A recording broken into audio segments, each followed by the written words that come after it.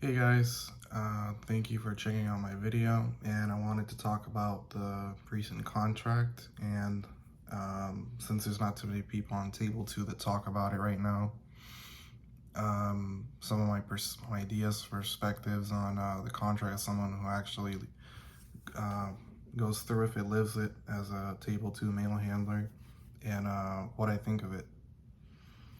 So for you guys that don't know, Table 2 was created in 2013 as a reaction to arbitration dispute that was the arbitrator for that was Fishgold. That's for the mail handler side. The letter carriers had a similar arbitration, but that was handled by someone else.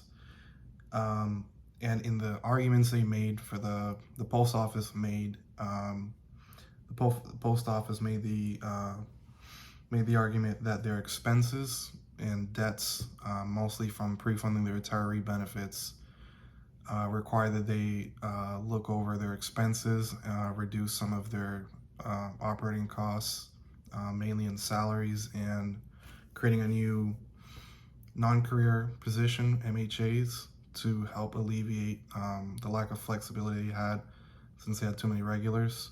So what that means is with the starting pay, they stretched it out. So the pay scale added a new step, step BB at the bottom, which lowered our starting pay, and also um, it created the new MHA position, which takes us longer to get into career.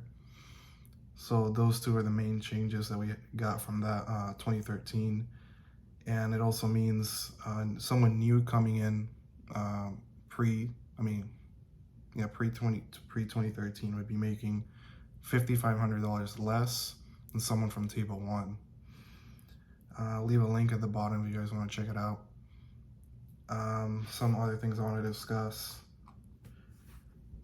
There's only like 7,800 people that voted in the last contract, so that only makes up 15% of the workforce. If we go by total number of mail handlers, they on the website was listed as 50,000 the last time I checked.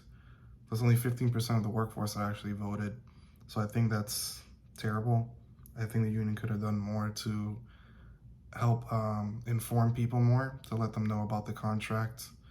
Those little mail-in leaflets weren't going to do much.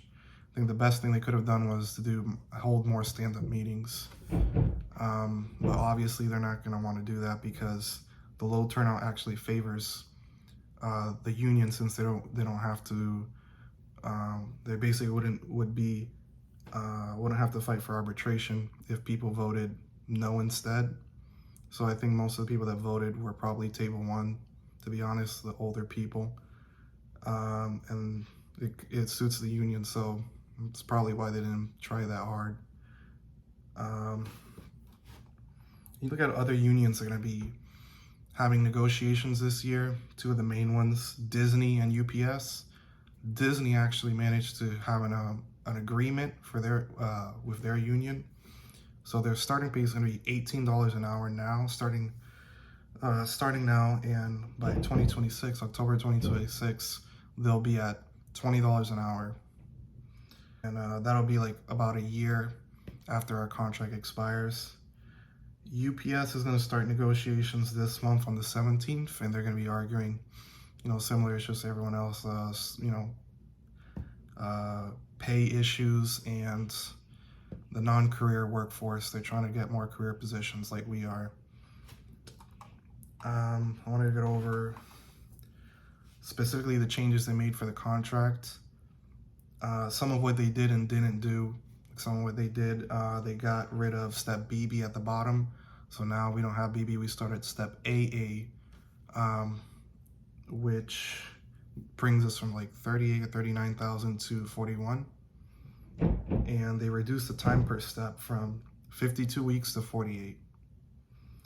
MHAs get a 50-cent increase in their base pay, and they automatically convert now. So now it only takes 2 years for them to convert.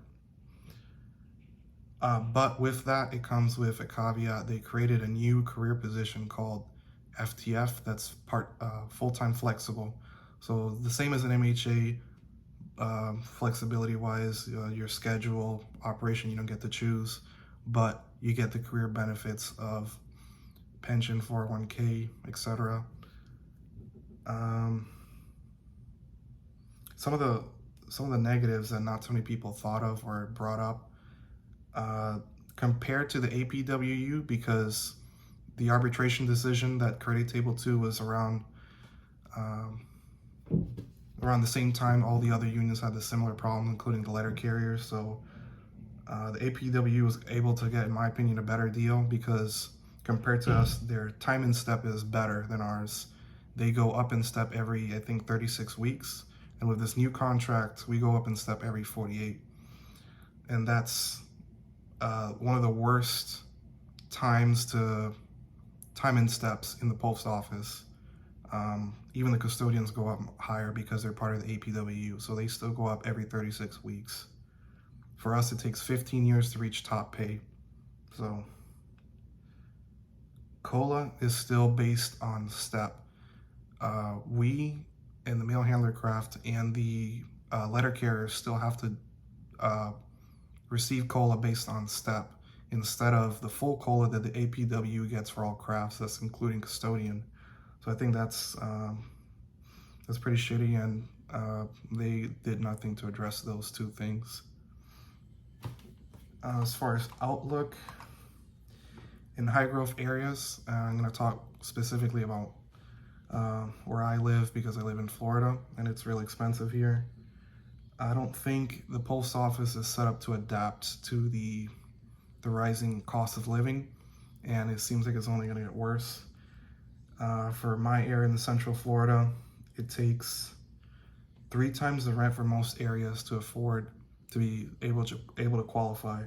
So the average rent is about $1,500 a month.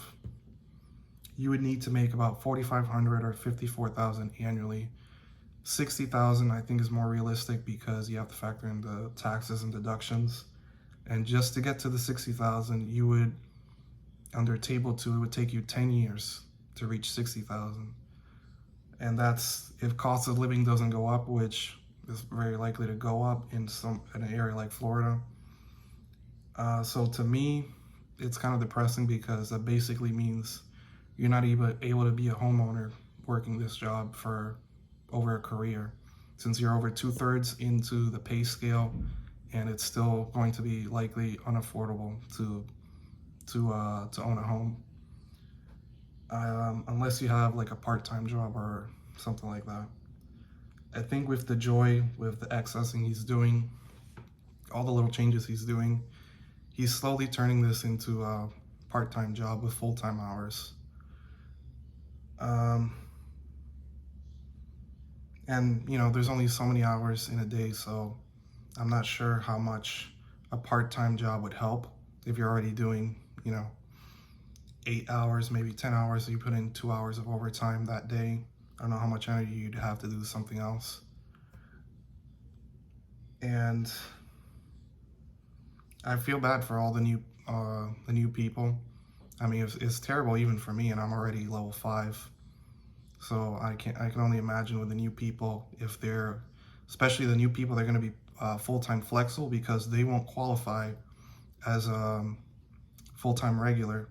They'll be basically an MHA, so they take even longer to jump into the regular pay scale. So it's going to be even longer for them. So I think unless something drastic changes, this isn't really a career anymore.